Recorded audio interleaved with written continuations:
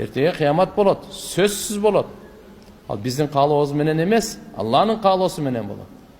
Ошол күнү бардыгы көзү жалдырап калганда, үммөткө үммөт, пайгамбарлар, улуу инсандар напси, өздөрүнүн жанын ойлоп калган күн болот. Үммөтүн ойлой турган күн болбойт. Эч кимди ойлобойт ал күнү. Бала атаны, ата баланы, эне баланы, бала энени ойлой турган, бири-бирин ойлой турган күн болбойт ал. Эч кимди ойлобойт. Эч ким, дос, жок. Ошол күнү ар ким өзүн ойлоп калган күнү пайгамбар саллаллаху алейхи ва саллям ортого түшөт ошондо. Эсеп китеп башталбай калат да. Бардыгы махшар майданда туруп кыйналып калат. Күндүн ысыктыгы, коркунуч, гыжалат, чечим кандай болот? Я Аллах. Башталбайт.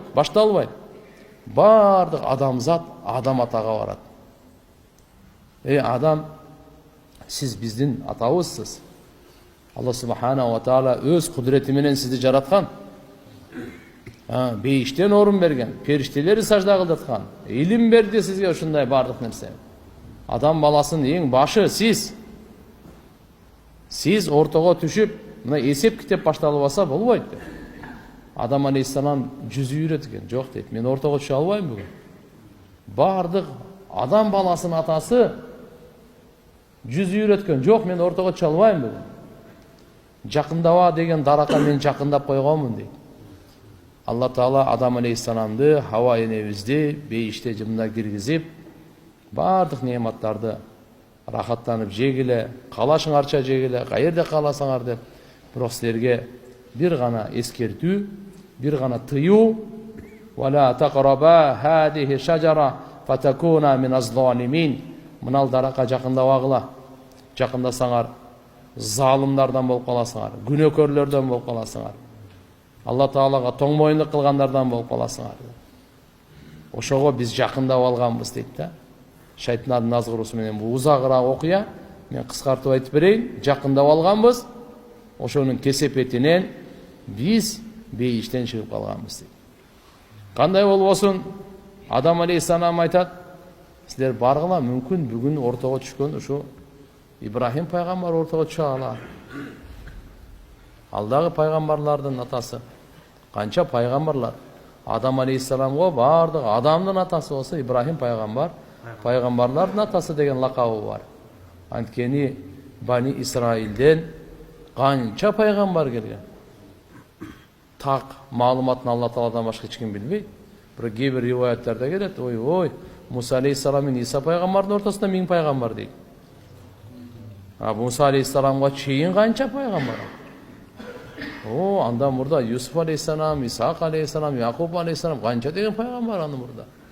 Мейли кандай болгон чакта дагы Ибрахим пайгамбарга баргыла, Ибрахим пайгамбар мүмкүн жардам кылар деп бардык адам баласы Ибрахим пайгамбарга барганда, Ибрахим пайгамбар да айтты: "Жок, мен бүгүн өзүмдүн жаным деле ортого түшө албайм. Неге? Ибрахим алейхиссаламдагы ошол бир жолу оорубай эле оорудум деп коет да. Анын максаты деле бөлөк болчу.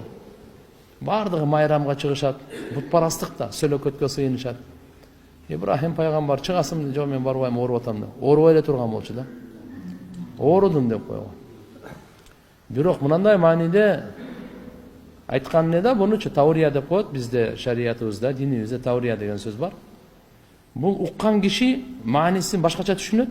Бул айтып аткан киши башка маанини алат да.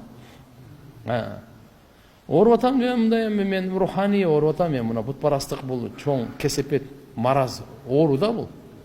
Тигилер болсо денеси ооруп аткан окшойт, кетип калат. Кеткенден кийин бардыгы майрам деп кетеби? Баягы барат дагы бутканага барып, буттун бардыгын балталап салат да.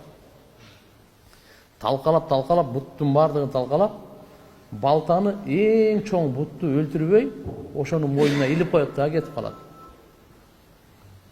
Курал кимден табылса, ошодон көрсүн дейт. Болбосо өзүн актасын дейт ал буттучу. Попробуй актап көрсүн. Алар ишенип атпайбы? Бул бардыгын бүтүрөт, бардыгын чечет, бардыгын коргойт, бардыгын сактайт деп. Эми сурап көрсүн деп.